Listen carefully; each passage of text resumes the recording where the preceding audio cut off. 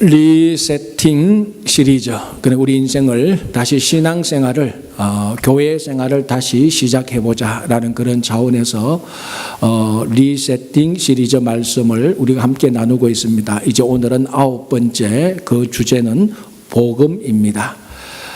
창세기 1장 1절부터 요한계시록 끝까지 이 복음과 연결되지 않는 말씀, 연결되지 않는 사건은 하나도 없습니다. 만약에 이 성경에서 복음을 뺐다 그러면은 성경책은 종이만 남을 겁니다. 그 안에 글은 하나도 남지 않을 겁니다. 모든 것이 다 복음과 연관되어져 있는 것이 성경입니다.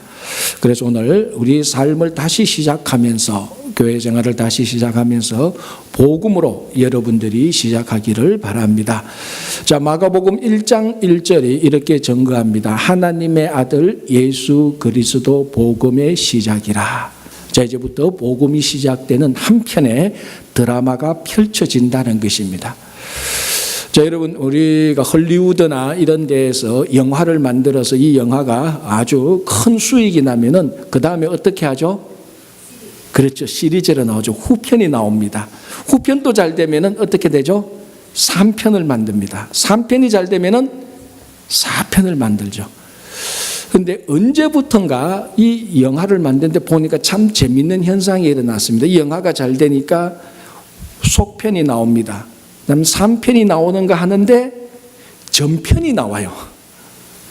이 참 재밌는 이 영화 방식인데 1편, 원래 본편이 나왔다가 보통 2, 3, 4로 나오는데 이제는 적당한 때 아니면 바로 전편이 나와서 본편에 있었던, 원래 1편에 있었던 그 내용들이 왜 이렇게 되었나를 앞에서 먼저 보여줍니다. 예를 들자면은, 자, 본편 1편 영화를 봤는데 남자와 여자가, 남녀 주인공이 한 가정을 이루고 부부를 이루고 살면서 이제 사건들이 일어납니다. 원래 2편은 이제 그 사건들 일어나는 것, 그 사건이 어떻게 전개되는 것, 이런 걸 보여주는데 전편은 뭘 보여줍니까? 왜 이 두 사람이 부부가 되었는가? 그거를 원인을 보여주는 겁니다. 근데 그게 참 재미가 있어요. 지금 이 본 1편에서 이 두 사람이 부부가 됐는 게 이렇게 해서 부부가 됐구나, 그랬구나, 그런 애틋한 사연이 있었구나라는 것입니다. 왜 이 드라마 전편 후편 얘기를 하는가 하면 지금 마가복음이 바로 그 시점에 있습니다. 자, 마가복음이 뭐라고 말합니까? 1장 1절에 하나님의 아들 예수 그리스도의 복음의 시작이라. 자, 이제부터 시작합니다. 그 다음부터 이 복음이 계속해서 전개되어지는 것을 쭉 보여줍니다. 자, 그러면 한 가지 질문. 왜 복음이 시작되어야 됩니까? 왜 복음이 시작되었는가? 복음이 시작되어야 될 이유, 원인을 우리가 전편에서 볼 수 있다는 겁니다. 그걸 먼저 봐야 복음이 왜 시작되었는지, 앞으로 복음이 어떻게 전개되어야 되는지를 우리가 알 수 있는 것입니다. 그래서 오늘 마가복음 나타난 복음의 시작이라, 이 시작 전에 먼저 있었던 전편의 내용을 보자는 겁니다. 자, 이 전편의 내용이 어디에 나옵니까? 이 전편에 나오는 드라마 제목이 구약입니다. 자, 이 구약을 보면은 복음이 시작될 수밖에 없는, 복음이 나타날 수밖에 없는 원인과 이유들을 보여줍니다. 그 이유는 뭡니까? 원인은 뭡니까? 한 단어로 말하면 뭡니까? 죄 때문이죠.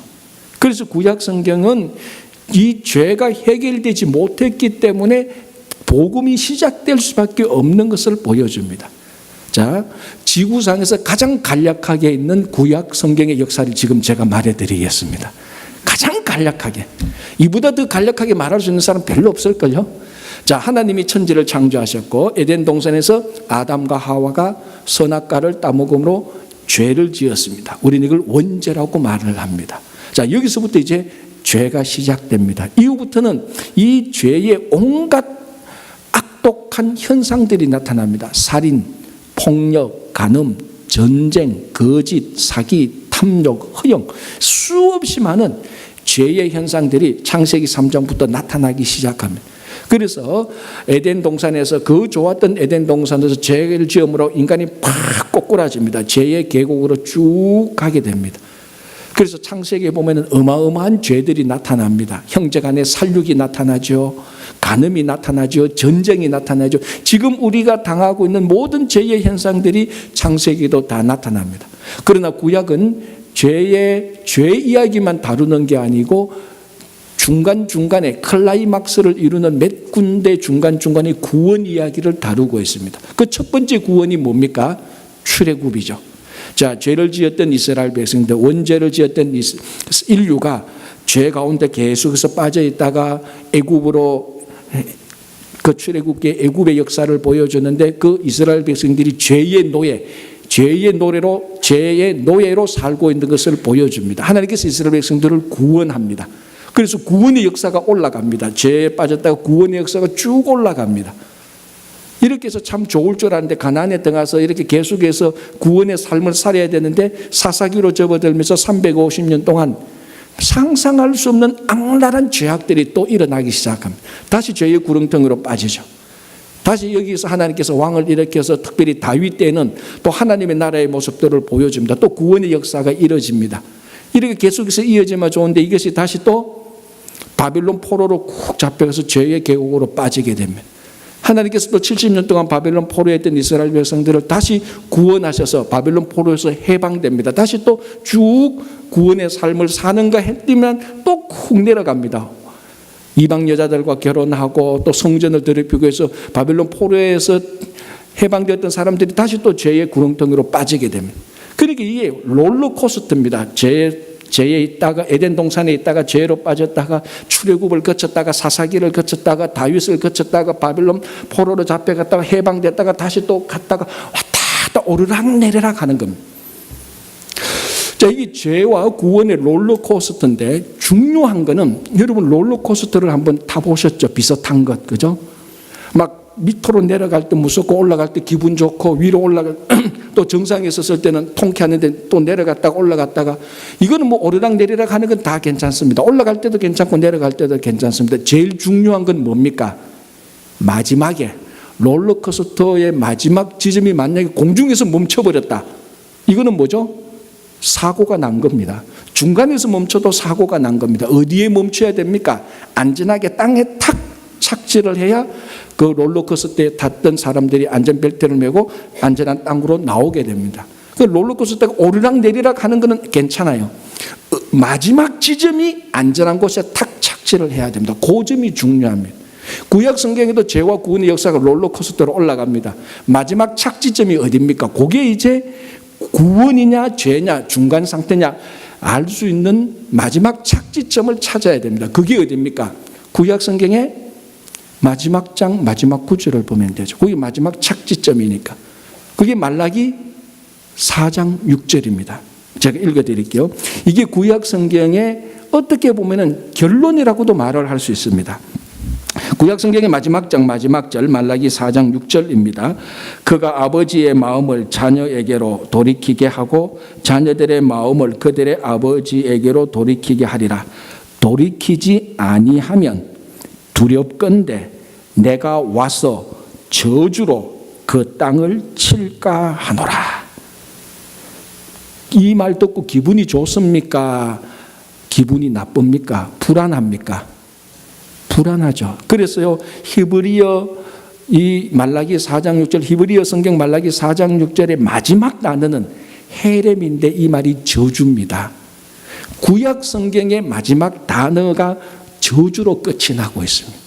그리고 죄와 구원의 역사가 오르락내리락 했는데 마지막 착지점을 딱 보니까 이게 저주로 딱 끝나고 있어요.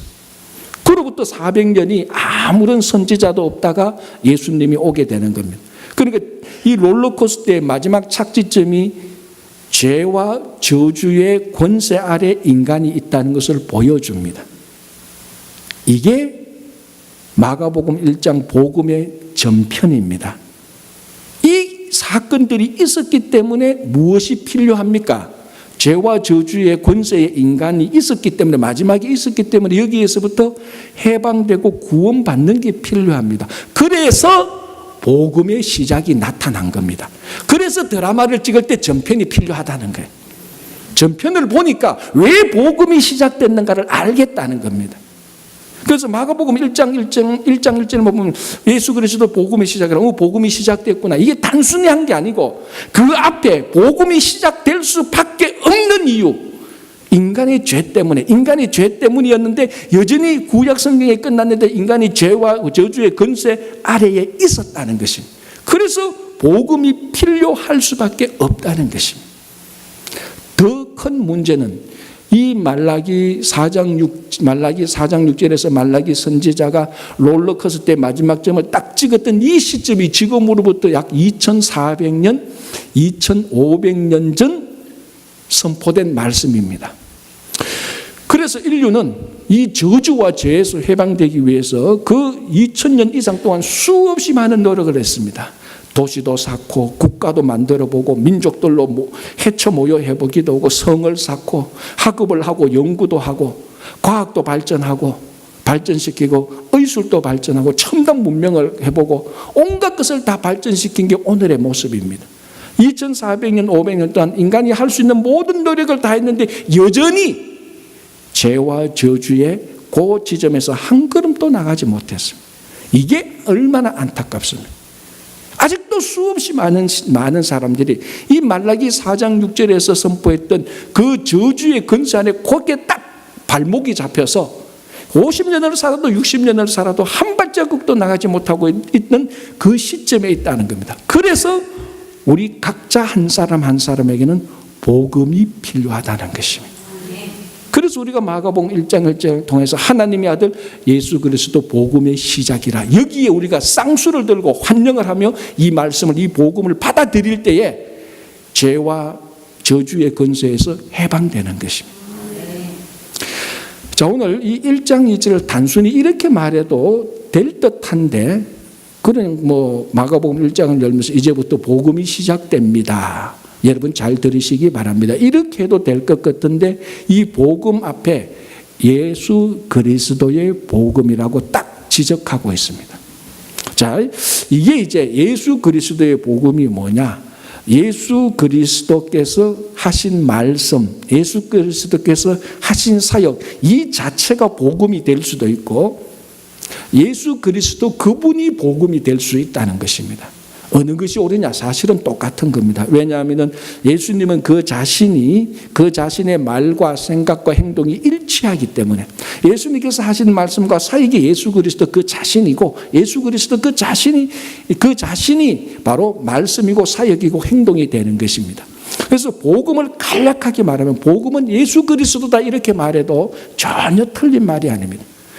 그러나 복음을 우리가 정의할 때 어떤 아름다운 미사 여구를 넣고 어떤 위대한 인물을 넣어도 예수 그리스도가 빠지면 그거는 절대로 복음이 될 수가 없습니다.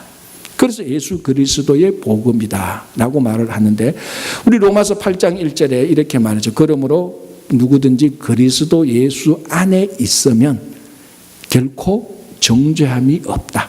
예수 그리스도 예수 안에 있으면 이 안도 중요하지만 누구 안? 그리스도 예수 그리스도 안이라고 딱 그 대상을 지적해 놓고 있습니다. 그래서 믿음의 크기도 중요하지만 믿음의 종류도 중요하지만 믿음의 가장 큰 본질은 믿음의 그 대상입니다. 대상이 정확해야 됩니다. 자, 제가 자주 예를 드는 게 이겁니다. 다시 한번 더 들어보시기 바랍니다. 뉴욕에서 보스턴을 가려면은 만약 기차를 탄다면 보스턴으로 가는 보스턴행 기차를 타야 됩니다. 그런데 여기에 가보니까 이 보스턴으로 가는 기차가 너무 허름하고 그런데 가격은 너무 비싸.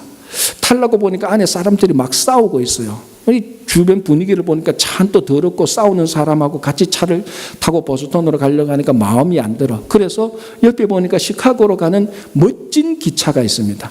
거기 보니까 가격도 훨씬 쌉니다. 이 문을 열어서 안에 기웃거려 보니까 그 안에 탔던 사람들이 전부 다 멋진 사람이고 다 젠틀한 사람이고 나도 저 사람하고 앉아서 얘기를 하면서 한 몇 시간을 보내고 싶다. 그런 마음이 듭니다. 그런데 나는 보스턴으로 가고 싶어요. 어떻게 해야 됩니까? 보스턴으로 가는 기차를 타야 됩니다. 그게 가격이 비싸든 그 안에 있는 사람이 흉악한 사람이든 내가 그 안에 들어가서 싸우든 말든 그 기차를 타야 보스턴으로 갑니다. 시카고 가는 기차가 아무리 멋지고 그 안에 있는 사람이 아무리 착하고 내가 그 안에서 아무리 착한 일을 해도 그 기차를 타면 나는 시카고로 가지 보스턴으로 못 갑니다. 내 믿음이 아무리 크고 내 믿음이 아무리 훌륭하고 내가 아무리 착해도 예수 그리스도를 믿어야 정죄함을 받지 않습니다. 예수 믿는 사람들 옆에서 보니까 전부 다 교회 다니는 사람들 허름하고 교회 다니는 사람들 보니까 내 기대만큼 착하지도 않고 거짓말합니다. 그래서 난 교회 안 갈래, 예수 안 믿을래, 나 다른 사람 믿을래, 공자 믿을래. 이게 바로 보스턴으로 가기를 원하면서 멋진 시카고 기차 타고 시카고로 가는 거하고 똑같습니다. 참 이럴 때 우리는 이 본질을 똑바로 깨달아야 됩니다. 복음은 예수 그리스도입니다. 다른 게 아닙니다. 그 주변이 비록 어떤 상황과 형편 때문에 그 주변이 내 마음에 들지 않더라도 예수 믿는 사람들이 거짓말을 해도 교회가 좀 내 마음에 들지 않더라도 예수 그리스도를 그렇다고 해서 예수 그리스도를 빼버리면 그건 복음도 아니고 거기는 구원도 없고 늘 정죄함이 있습니다. 그래서 믿음의 대상이 중요하게 되는 것입니다. 예수 그리스도만이 복음이 되는 것입니다. 소록도에 가면 나환자촌이 있습니다. 거기 한 번은 그 나환자촌을 이제 책임지고 있는 K 신부님 앞에 70대 중반된 건장한 노인 한 분이 찾아와서 자기가 이제 평생 동안 이 소록도 나환자촌에서 살면서 나환자를 섬기면서 평생을 마치겠으니 자기를 받아달라는 것입니다. 그래서 그 디렉터가 여기는 정상인이 와서 살 수 있는 것도 아니고 정상인이 와서 나환자를 섬길 수 있는 분이 아니다. 여기는 나환자분이 와서 살고 나환자가 나환자를 섬기는 분이라고 거절해도 막무가내로 자기가 평생을 섬기겠다고 말하면서 자기 얘기를 들어보면 생각이 바뀔 거라는 겁니다. 그래서 한번 어르신 얘기해 보시오라고 말하니까 지나간 40년의 인생을 이렇게 얘기합니다. 40년 전에 자기에게 8명의 아들, 딸이 있었는데 그 중에 막내가 나병 환자로 판명이 났습니다. 그래서 그게 40년 전, 이 이야기가 기록된 지 한 20년 전이니까 지금부터 한 60년, 1960년대 어간됐죠. 1960년대에 한국에서 나병 환자로 판명이 되면은 그때는 치료할 수 없었으니까 나병 환자를 격리시켜야 됩니다. 집에서 나가게 해야 됩니다. 그래서 이 아버지가 막내 아들을 데리고 수소문을 해보니까 소록도에 나환자 사람들이 같이 모여 사는 곳이 있다는 소식을 알게 되고 그 애를 데리고 그 나환자촌 소록도로 갑니다. 그 당시에 교통이 있었습니까? 버스 타고 기차 타고 걷고 또 강이 있으면 배 타고 건너고 몇 박 며칠을 통해서 이렇게 오면서 자기 아들을 데리고 오면서 너무 처량한 생각이 드는 거예요. 이 애가 그 안에서 살 수 있겠나? 차라리 이 아이가 여기서 그냥 깔끔하게 죽는 게 좋지 않겠나 그런 생각을 들어서 아들이 자고 있는데 돌을 들어서 아들을 치려고 하다가 차마 죽이지 못하는 그런 갈등도 하면서 애를 데리고 갑니다. 자, 이제 소록도로 들어가려고 하는데 배를 타려고 보니까 소록도로 들어가는 그 배는 누가 탑니까? 대부분이 나환자 사람들입니다. 그러니까 나병 환자 사람들 보니까 전부 다 중병에 걸린 사람들. 이제 다리가 막 문드러지기 시작하고 손이 이제 막 없어지기 시작하고 얼굴도 흉측하게 변화되는 이런 사람들이 소록도에 들어가는 배에 가득 찼습니다. 이 아버지가 그 사람들을 보면서 마음의 결정을 합니다. 야, 우리 애는 이 사람들과 같이 키워서 안 되겠다. 우리 애는 지금 나병에 걸렸지만은 겉은 멀쩡하잖아요. 그러니까 도저히 이 아이를 그 배에 태워서 소록도 나환자촌에 보내지 않고 이 아이를 데리고 바다 뒤쪽에 바다로 갑니다. 그래서 아버지가 합니다. 너하고 나하고 여기서 죽자. 너 앞으로 살면 저렇게 될 건데 도저히 내가 보지 못한다. 내가 늘 낳은 죄로 너하고 내하고 같이 죽자 하면서 그 아이를 안고 바닷속으로 들어갑니다. 이제 들어가는데 이 물이 이제 점점 opa면서 아버지 가슴 속에 오잖아요. 이 가슴까지 오는데 아이를 안고 가니까 가슴까지 물이 오니까 아이는 이미 숨이 그러니까 그 물이 이미 머리까지 옵니다. 그러니까 아이가 막 숨을 못 쉬게 되는 거죠. 막 괴롭죠. 그때 이 아이가 아버지 가슴을 팍 치면서 아버지는 나가. 병에 걸린 건 난데 왜 아버지가 같이 죽으려고 해? 아버지는 나가. 나만 죽을게. 아버지는 나가. 아버지가 나가야 형 누나들이 아버지 믿고 살지. 이 11살짜리가 그 얘기를 하는데 차마 아이를 죽이지 못해서 다시 아이를 데리고 나와서 어쩔 수 없이 소록도 나한자촌에 아이를 보냈습니다. 이제 집에 와서 7남매를 40년간 정신없이 키웁니다. 이제 아버지의 헌신으로 인하여서 그 자녀들이 그래도 그 지역에서 성공하고 출세하고 다 그 다른 사람들이 보란 듯이 잘 자랍니다. 이제 아버지가 은퇴하고 은퇴하시니까 이제 그 아들 집에서 이제 살아야죠. 그 첫째 아들 집에서 삽니다. 한 달, 두 달은 좋아요. 이상하게 6개월 지나니까 뭔가 모르게 마음이 불편하기 시작합니다. 이상한데 찝찝해요. 아들하고 며느리가 처음 오는 거하고 말투도 좀 다르고 얼굴도 좀 달라요. 그는 몇 개월 더 지나니까 큰아들이 말합니다. 큰아들만 아들인가? 이 말의 의미가 뭡니까? 왜 우리 집에만 4년 거죠. 그래서 그 얘기를 딱 두고 둘째 아들 집에 갑니다. 둘째 아들 집에서 몇 개월 사니까 괜찮은데 비슷하게 6개월 지나니까 또 둘째 아들, 둘째 며느리가 얼굴이 이상해요. 또 말합니다. 형도 있고 내 동생도 있는데 어떡합니까? 셋째로 가야지요. 아버지가 또 셋째로 갑니다. 셋째로 가니까 똑같습니다. 내만 딸인가? 그러니까 이 아버지가 첫째, 둘째, 셋째 쭉 돌아가도 7명이 모조리 다 비슷한 현상이 나와요. 마음 둘 곳이 없습니다. 야, 내가 아이들을 이렇게 헌신해서 키웠는데 아이들 마음은 다르구나라고 그렇게 생각하는데 40년 동안 잊고 지냈던 아들 한 명이 생각납니다. 누굽니까? 소록도 나한자촌에 보냈던 아이. 그래서 내 평생에 죽기 전에 이 아이 한번 봐야 되겠다 싶어서 다시 소록도 나한자촌에 들어갑니다. 이제 이 아이가 50대 중반이 됐죠. 그러니까 아이를 알아볼 수가 없죠. 40년대 못 받는 것만 해도 그런데 나병이 걸렸으니까 얼굴이 막 어그러지고 몸이 어그러지고 70대 중반이 된 자기보다 더 늙어 보이는 거죠. 그래 아들이라고 나오는데 보니까 아들의 형상은 하나도 없는데 눈빛이 영락없는 자기 아들이에요. 확실한 아들을. 그래서 안고 하는데 이 아들이 말합니다. 아버지 지난 40년 동안 너무 보고 싶었대. 그리고 내가 40년 동안 아버지 꼭 한번 볼 수 있도록 진짜 하나님께 매일 울면서 기도했는데 오늘 하나님이 응답해서 내 아버지 보는데 아버지 너무 보니까 좋아요. 아버지 너무 사랑해서 너무 보고 싶었어요. 그러니까 이 아버지가 가슴이 미어지는 거예요. 아버지가 묻습니다. 야, 내가 널 버리고 갔는데 네가 날 미워하고 정말 정오를 하고 저주를 해도 그게 마땅한 건데 어떻게 네가 보고 싶고 날 보니까 그렇게 반갑냐. 내가 그 아버지가 할 말이 없잖아요. 이 아들이 말합니다. 아버지가 이곳에 나를 두고 갔을 때 처음에는 그런 마음이 들었대요. 미움도 생기고 갈등도 생기고 혼란이 들었는데 여기 나한자촌에서 진짜 예수를 만났대요. 예수를 만나고 보니까 자기도 구원받고 용서받아야 될 죄인이라는 것을 알았다는 것입니다.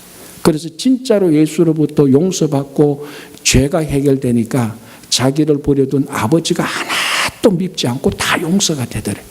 그때부터 아버지가 보고 싶더래. 40년 동안 울면서 기도했는데 오늘 아버지를 만났다. 너무 좋다는 거예요.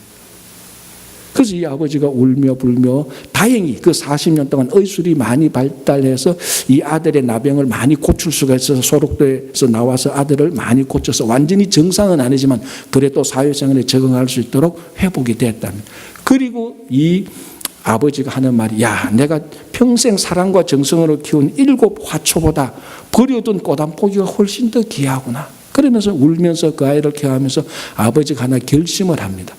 네가 죄 용서함을 받고 너로 하여금 나를 용서하게 된 그 예수는 나도 믿겠다. 똑같이 믿고 이제 내가 너 40년 동안 내가 네한테 못해준 것 해줘야 되겠다. 그래서 40년 동안 자기가 소록도 나한자촌에 와서 자기 아들을 40년 돌보지 못했던 그 보상으로 다른 나한자를 돌보겠다고 찾아온 것입니다.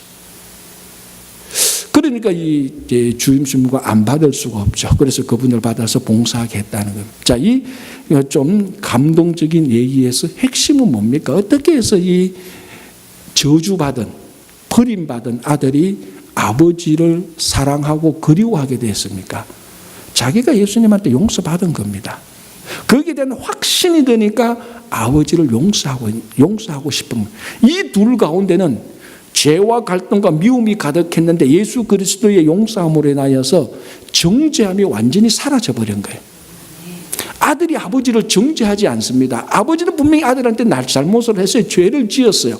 그런데 이 아들은 예수 그리스도를 믿고 난 다음에 아버지를 정죄하지 않고 아버지를 용서하게 되는 겁니다. 여러분, 이게 구원의 사건입니다. 우리가 얼마나 많이 죄를 지었습니까? 그러나 하나님은 우리를 정죄하지 않고 우리를 용서해 주셨습니다. 예수 그리스도 십자가에서 우리는 다 용서함을 받은 겁니다. 여기서 어떤 다른 사람이 아닌 예수 그리스도의 죄 용서함으로 말미암아서 정죄함이 일어나지 않는다는 것이 바로 이 믿음의 대상인 예수 그리스도, 이분만이 복음이라는 것입니다. 그래서 아까 복음의 전편에서 본 것처럼 구약 전체를 통해서 그 오랜 세월 동안 인간은 죄와 저주의 권세 아래 있었지만 예수 그리스도 복음의 시작, 정죄함이 사라지고 우리 죄가 용서하는 이것이 시작되었다라는 것을 마가복음은 선포하는 것입니다. 그래서 예수 그리스도의 복음의 시작이다. 이제부터 이 시작이 우리 각자의 삶에서 시작돼야 되는 겁니다. 그래서 지난 세월 동안 여러분이 살면서, 아니면 지난 일주일 동안 살면서 우리가 여전히 죄와 권세, 이 죄의 권세에서 있으면서 스트레스 받고 갈등과 미움과 거짓과 탐욕과 분노와 배신과 이런 것으로 살아오는 겁니다.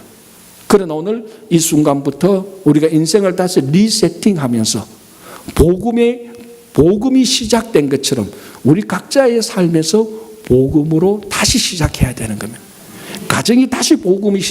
가정에서 다시 복음이 흘러가야 되고, 교회에 마땅히 다시 진짜 복음이 우리 교회의 신앙 공동체 생활에 복음이 흘러가야 되는 것입니다. 그래서 죄 용서함을 받고, 죄 용서함을 받는다는 것은 우리 삶 속의 죄의 현상들이 사라지기 시작하는 겁니다. 전쟁이 사라지기 시작하고, 폭력이 사라지기 시작하고, 정오가 사라지고, 살인이 사라지고, 간음과 탐욕이 사라지기 시작합니다. 복음이 시작되면.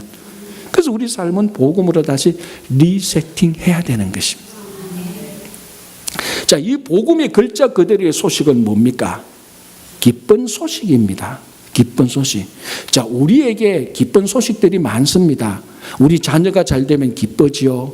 내가 길 가는데 100불만 주셔도 기쁩니다. 다른 사람이 뻔히 아는 말인데도, 입에 발린 말인데도 칭찬해 주면은 기쁩니다. 우리에게는 주변에 기쁜 일들이 참 많습니다.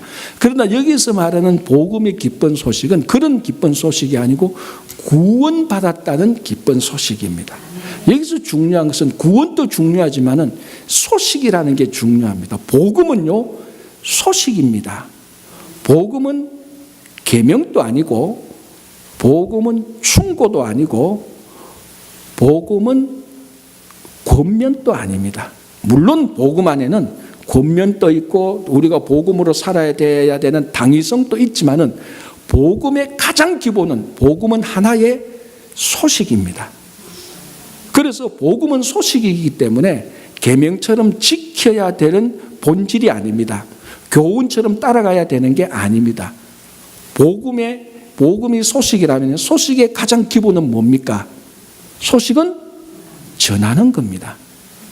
그래서 제가 가끔 부활절 때 이런 얘기 하지 않습니까? 왜 예수님께서 부활절에 나타나서 제일 먼저 여자에게 나타났느냐고. 여자가 말이 많으니까 빨리 소식을 전하잖아. 그 부활의 소식을 빨리 전해야 된다는. 소식의 본질은요, 전해야 되는 겁니다. 소식의 본질은 선포해야 되는 거예요. 그 다음에 가르침을 받고 받았던 이 소식대로 우리가 살아야 되겠다. 사실은요, 이거는 그 다음이에요. 먼저는 복음을 전해야 되는 겁니다. 소식은 전해야 되는 거예요. 열왕기하 7장에 보면요, 엘리사 선지자 때 이런 일이 생깁니다. 아람 왕이, 이방 왕 아람 왕이 북이스라엘의 수도 사마리아를 완전히 포위해버리죠. 그래서 어떤 작전을 벌이는가 하면은 포위해서 그 안에 있는 사람들을 굶어 죽여서 항복하기로 기다리는 겁니다. 그러니까 세월이 한 달, 두 달 가니까 어떤 일이 생깁니까? 양식 다 떨어지고 자녀들을 잡아먹습니다. 그래서 오늘은 너 자녀 잡아먹고 내일은 우리 자녀 잡아먹고 이런 일이 실제로 성경에서 일어났습니다. 얼마나 끔찍합니까? 그럼 굶어 죽을 수밖에 없는 이 사마리아 성에 나병 환자 4명이 있었습니다. 이 사람들이 모여서 결정을 합니다. 무슨 결정을요? 야, 우리가 이 성을 나가서 아람 사람들한테 항복하자. 항복했다가 우리 죽이면 죽자. 여기서 굶어 죽는 것은 명확하니까, 여기서 굶어 죽는 것은 확실하니까 여기서 굶어 죽거나 항복해서 굶어 죽거나 항복해서 죽거나 죽는 것 똑같다. 그러나 혹시 우리가 항복했는데 그 사람들이 살려줄 수도 있잖아. 그 가능성을 보고 우리가 탈출하죠. 그래서 그 밤에 사마리아 성을 탈출해서 아람 사람들 진영에 들어갑니다. 무슨 일이 생깁니까? 사람들이 다 도망가고 없어요. 하나님께서 다 쫓아냈어요. 하나님께서 이스라엘 백성들의 군대 소리, 말소리를 막 내도록 해서 아람 사람들이 그 소리를 듣고 이스라엘이 쳐오는 줄 알고 착각하고 모든 걸 그대로 놔두고 몸만 싹 빠져나갔어요. 4명의 나병 환자들이 보니까 이 천국인 거예요. 먹을 게 무지합니다. 낙이 잡아먹어도 되고 있는 음식도 먹어도 되고 은근 보화가 그대로 있어요. 몸만 빠져나갔으니까. 이 나병 환자들이 실컷 먹습니다. 실컷 먹고 배부르고 난 다음에 4명이 뭐라고 말합니까? 우리가 오늘 이 밤에 이 아름다운 소식을 가졌는데 이 아름다운 소식을 내일 아침에 전하면은 우리가 벌을 받는다. 내일 아침도 기다리지 말고 오늘 밤에 당장 이 아름다운 소식을 사마리아 성에 있는 우리 이스라엘 민족에게 전해야 된다라고 말을 합니다. 여러분, 그 소식을 내일 전하면 어떻습니까? 오늘 이 밤인데 내일 아침에 일찍 가면 되지요. 그게 우리들의 상식 아닙니까? 그런데 이 나병 환자들이 말합니다. 이 아름다운 소식을 가졌으니 내일까지 기다렸다가는 하나님한테 벌 받는다. 지금 소식을 전해야 된다는 것입니다. 여기서 이 아름다운 소식이 오늘 마가복음 1장 1절에서 말했던 이 복음하고 똑같은 단어를 쓰고 있습니다. 그리고 복음을 가진 자는, 복음의 소식을 가진 자는 내일까지 기다리면 안 된다는 겁니다.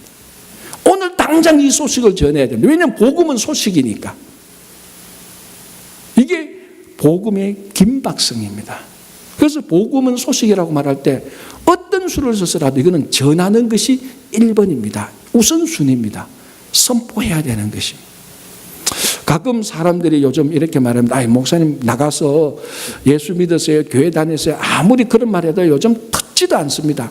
듣지도 않죠. 시대가 하도 많이 듣고 우리들이 부족해서 하니까 듣지도 않습니다. 그런데 듣지도 않는다고 해서 소식을 전하지 않는다면은 이게 바로 우리가 사탄의 작전에 걸리는 겁니다. 소식은 사도 바울이 말했잖아요. 듣든지 아니 듣든지 우리가 해야 될 일은 소식을 전하는 것입니다. 소식을 전할 때에 이 소식의 능력이 또 나타나는 것입니다. 여러분, 사실 전쟁을 할 때요, 제일 먼저 하는 전쟁은 어떻게 보면 심리전입니다. 심리전은 이쪽의 소식을, 이쪽 A 나라의 소식을 상대편이 알도록 심리전으로 소식을 선전을 하는 거예요. 그때 상대편이 그 소식을 듣고 깜짝 놀라거나 전의를 상실하게 되면 이미 전쟁은 끝난 겁니다. 자, 우리 한자 사자성에 사면초가라는 말 여러분 많이 쓰잖아요. 사면초가. 그 무슨 내용인지 다 알 겁니다. 초나라의 항우하고 한나라의 유방이 전쟁을 했는데 한나라의 유방이 초나라 군사를 포위합니다. 그리고 이 한나라 유방이 한나라 군사들한테 초나라 노래를 부르도록 합니다. 서글픈 노래, 고향 노래를 부르도록 합니다. 그리고 초나라 군사들이, 포위되던 초나라 군사들이 사방에서 초나라 노래를 들으면서 전의를 상실합니다. 고향으로 가고 싶은 거죠. 그래서 탈영하고 나가면서 우리 주변에 다 초나라 군사가 있으니까 이렇게 착각을 합니다. 초나라 군사. 그래서 황후가 말합니다. 다 초나라 군사들이 다 탈영하니까 우리가 전쟁을 할 수가 없구나 해서 패배하게 되는 중요한 시점이 바로 사면초가. 그래서 4면이 다 초나라의 노래로 둘러싸였다는 겁니다. 이 한나라 유방이 거짓을 한 거죠. 한나라 군사들이 초나라 노래를 부르기 위해서 속인 거죠, 사실은. 그러니까 초나라 군사들이 한나라 사람들이 부르는 초나라 노래 듣고 거짓된 소식을 듣고 전의를 상실해서 탈영하고 다 나가버리는 거예요. 그래서 전쟁에 지게 되는 겁니다. 자, 더 실제적인 얘기를 하나 할게요. 2차 대전 때 태평양 전쟁은 미군하고 일본이 싸웁니다. 한때 태평양 전쟁 때 미군이 굉장히 힘든 때가 있었는데 그 힘든 이유가 뭐냐 하면은 이 일본 사람들이 NHK 방송을 통해서 계속 선전전을 하는 거예요. 계속. 그때 이 선전을 했던 아주 아름다운 미모는 모르겠죠. 못 봤으니까 라디오를 통해서 아주 달콤한 목소리를 내는 여자가 있었습니다. 누구나 들어봐도 마음이 뺏길 정도의 목소리가 좋습니다. 그러면서 이제 미군 병사들한테 계속합니다. 크리스마스가 다가왔는데 고향에 가고 싶지 않으세요? 여러분들은 왜 무모한 전쟁을 합니까? 여러분 예를 들자면 여기 여러분 뉴저지에서 온 사람이 있죠. 지금 뉴저지에서 소식 왔는데 아들이 아버지를 찾고 있대요. 여러분 고향에 두고 온 아내가 보고 싶지 않습니까? 미군 병사들이 그 얘기를 들으니까 전쟁하고 싶은 마음이 없는 거예요. 그래서 본부에 가서 자기는 빨리 제대하겠다, 고향으로 돌아가겠다, 이런 일이 막 벌어지니까 이 전의가 확 상실되는 거예요. 그래서 패배할 뻔까지 했다는 그런 기록이 있습니다. 그래서 나중에 2차 대전 다 끝나고 미군이 그 여자를 잡았어요. 잡고 보니까 이게 일본 사람인데 미국에서 태어난 여자래요. UCLA를 졸업했는데 목소리가 그래 좋은 겁니다. 그래서 이 여자에게 붙인 별명이 도쿄 로즈, 번역하면 동경의 장미래요. 소설 제목 같은데 이 동경의 장미라는 여자가 선전을 할 때, 여러분 고향에 가고 싶죠? 이런 선포를 할 때, 고향에 있는 아내와 아들, 딸이 보고 싶죠? 이런 선전을 할 때 그 선전을 들었던 병사들이 마음이 다 녹아지고 전쟁하고 싶은 마음이 없어 전의가 상실돼요. 자, 여기서 소식을 전하는 것, 선포하는 위력을 알게 되는 것입니다. 이런 소식만 들어도 무기력해지는데, 우리가 이 세상에 복음을 선포할 때 세상과 사탄은 무기력해질 수밖에 없는 거죠. 전쟁에서 거짓된 소문도 그렇게 소식을 잘 전하는데, 인류가 들어야 될 가장 위대한 소식, 우리가 구원받았다는 이 복음의 소식을 우리가 선포해야 됩니다. 사탄은 수억 가지의 방법으로 우리에게 선포하고 있습니다. 여러분, 이 교회 문만 나가 보십시오. 얼마나 많은 세상의 소리를 듣습니까? 그 소리를 가만히 들어서 해보면 결국은 신앙생활 못하도록 하는 거고, 교회를 떠나도록 하는 거고, 성경을 못 읽도록 하는 거고, 하나님의 사랑에서 벗어나도록 하는 거고, 물질을 좋아하게 되고, 세상을 좋아하게 되고, 쾌락을 좋아하도록 만드는 소리가, 여러분 지난 일주일 동안에도 여러분들이 카운트라는 것을 수만 가지는 들었을 겁니다. 사탄이 계속해서 그 동경의 장미처럼 계속해서 우리한테 말하는 겁니다. 교회 가본들 못하냐, 기도해본들 못하냐, 말씀 들어본들 못하냐, 그냥 바쁘고 피곤한데 쉬지, 여러 가지 직접적인 소리, 간접적으로 계속해서 우리에게 선포하고 있습니다. 그런데 우리는 가장 위대한 복음의 소식을 가진 자인데, 우리는 이 소식을 선포하는 것 별로 관심을 가지지 않는다면 일단 영적 전쟁에서 이미 우리는 전의를 상실하는 것. 그래서 사탄은 자꾸 우리한테 그런 마음을 들게 하는 겁니다. 복음 전해봤자, 교회 가자 해봤자 그 사람들 안 듣잖아. 얼굴 봐. 너희들이 전도직 할 때 그 사람 얼굴 안 좋잖아. 계속 이런 속삭임을 하는 겁니다. 그러나 우리가 전해야 될 것은 그 사람들의 얼굴 표정을 보고 전할지 안 할지, 사도 바울이 말했지만 듣든지 아니 듣든지 바로 이겁니다. 그래서 우리는 복음을 선포해야 되는 겁니다. 복음을 전해야 되는 겁니다. 왜? 이것은 소식이기 때문에 그렇습니다. 소식은 누가 전합니까?